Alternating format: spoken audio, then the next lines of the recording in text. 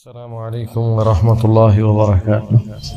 الحمد لله رب العالمين والعاقبة للمتقين، والصلاة والسلام على نبينا محمد وعلى آله وصحبه أجمعين ومن تبعهم بإحسان إلى يوم الدين. أما بعد، عن ابن برمة الأسدي قال: كنت عند النبي صلى الله عليه وسلم فسمعته يقول: أهل المعروف في الدنيا هم أهل المعروف في الآخرة، وأهل المنكر في الدنيا هم أهل المنكر في الآخرة. اللہ رب العالمین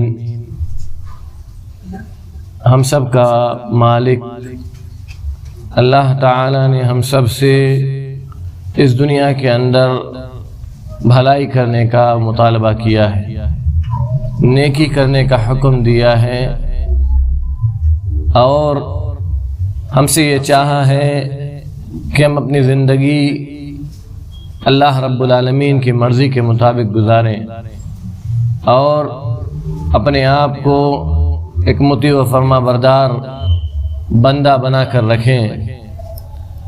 اور یہ سارا مطالبہ صرف ہماری اپنی ذات کے لیے ہے. اس میں اللہ رب العالمین کو نہ تو کوئی فائدہ ہے نہ کوئی نقصان ہے. وہ غنی ہے، وہ بے نیاز ہے، ہم مجبور محض ہیں اور ہم محتاج ہیں.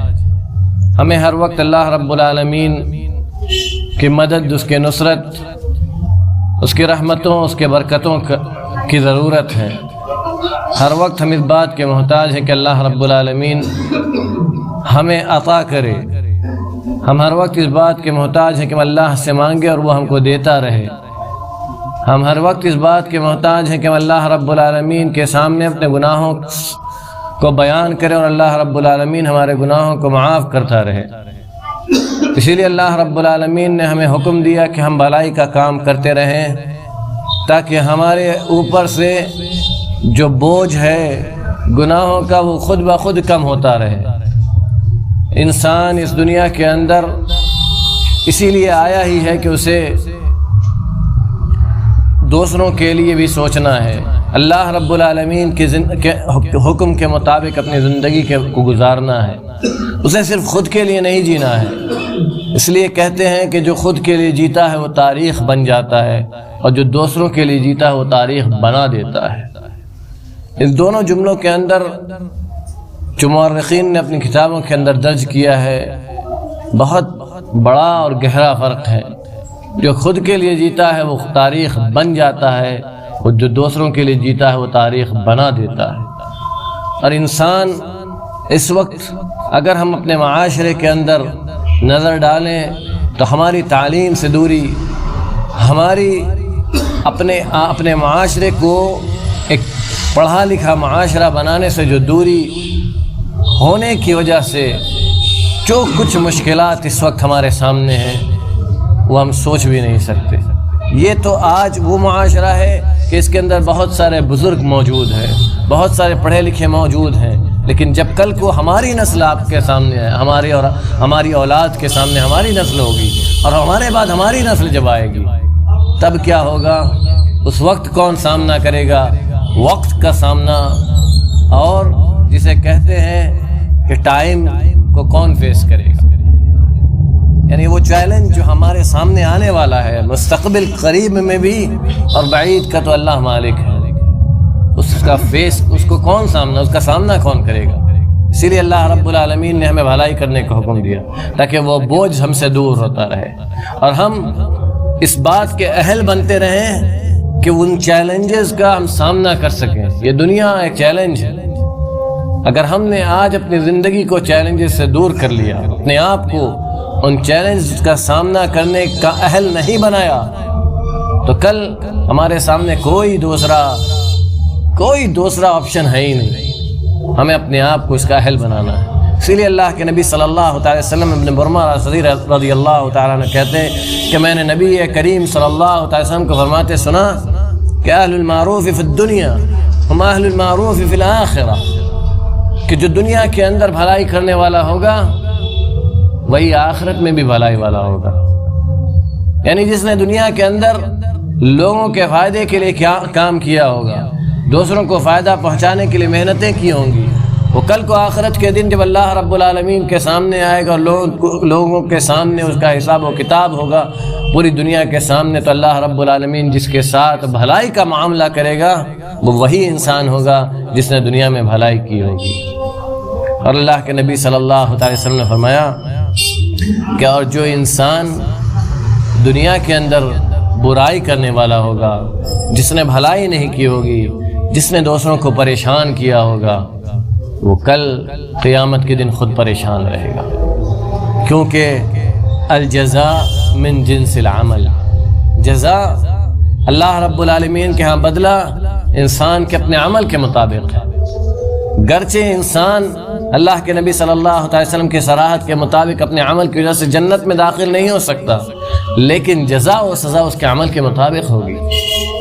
اللہ رب العالمین یہ حدیث اس بات کی طرف اشارہ ہے کہ ہم اتنا عمل کر نہیں سکتے کہ جتنا عمل ہمیں جنت میں لے جائے، لیکن اللہ رب العالمین ہمارے عمل کے اندر برکت دے گا اور ہمارے ساتھ فضل و انعام کا معاملہ کرے گا۔ جب ہمارا عمل اللہ رب العالمین کی رضا کے مطابق ہوگا تب اللہ رب العالمین ہمیں جنت میں داخل کرے گا، لیکن جب ہمارا عمل اللہ رب العالمین کے رضا کے مطابق نہیں ہوگا تو اللہ رب العالمین ہمارے ساتھ عادل کا معاملہ کرے گا، اور جہاں اللہ رب العالمین کا عادل قائم ہوگا وہاں انسان اللہ رب العالمین کی گرفت سے بچ نہیں سکتا، کیونکہ نبی کریم صلی اللہ علیہ وسلم کی حدیث بالکل صاف صاف یہ فرما رہی ہے مسلمانوں کہ انسان اپنے عمل کی وجہ سے جنت میں نہیں داخل ہو سکتا۔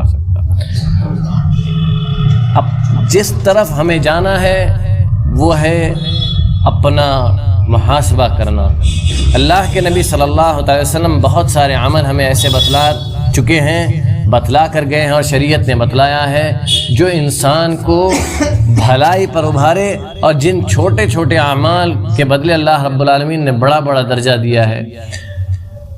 وہ اس کا مطلب کیا ہے؟ اس کا مطلب یہ ہے کہ انسان ان اعمال کے ذریعے سے کار خیر میں سبقت کرے اور ان کے ذریعے سے وہ بڑے بڑے درجات حاصل کرے تاکہ اللہ رب العالمین اس کے ساتھ فضل کا معاملہ کرے، عدل کا معاملہ کرنے کے اللہ رب العالمین کو ضرورت نہ پیش آئے، کیونکہ اللہ رب العالمین جہاں عدل کرے گا تو اللہ کی جو نعمتیں ہمارے صرف اپنے جسم کے اندر ہیں، جتنی نعمتیں اللہ رب العالمین نے صرف ہمارے جسم کے اندر دی ہیں، اگر ہم ان نعمتوں کو بھی شمار کرنا چاہیں تو ان نعمتوں میں سے کسی ایک نعمت کا شکریہ ادا ہم اپنی زندگی بھر کی عبادت سے نہیں کر سکتے۔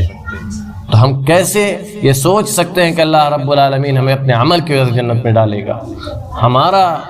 ہمارے بس کی بات ہی نہیں ہے کہ ہم وہ عمل کر سکیں جس کی وجہ سے اللہ ہمیں جنت میں لے جائے، لیکن عمل کر کے انسان توقع کر سکتا ہے کہ اللہ ہمارے اس عمل کو قبول کر کے اپنے فضل سے نوازے گا۔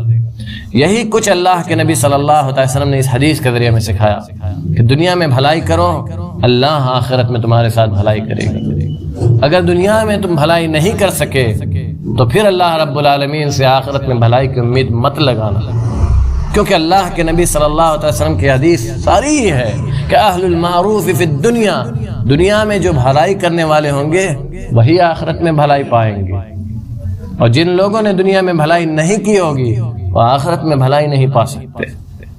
اور الجزاء من جنس العمل، یہی اس حدیث کا پورا سبق اور درس ہے کہ دنیا میں بھلائی کرو، آخرت میں اللہ کی بھلائی پاؤ گے، دنیا میں بھلائی نہیں کرو گے آخرت میں اللہ کی بھلائی نہیں پا سکتے، اور جب تک دنیا میں بھلائی نہیں کرو گے تم دنیا کے سامنے کھڑے ہو کر جی نہیں سکتے۔ اللہ رب العالمین ہمیں کہنے اور سننے سے زیادہ عمل کرنے کی توفیق عطا فرمائے، جب تک اس دار فانی میں زندہ رکھے، اسلام پر عقیدہ توحید کے ساتھ زندہ رکھے، جب ہمارا خاتمہ ہو تو خاتمہ میں خیر ہو۔ صلی اللہ علیہ نبینا محمد وعلی آلہ وصحبہ وسلم۔ السلام علیکم ورحمۃ اللہ۔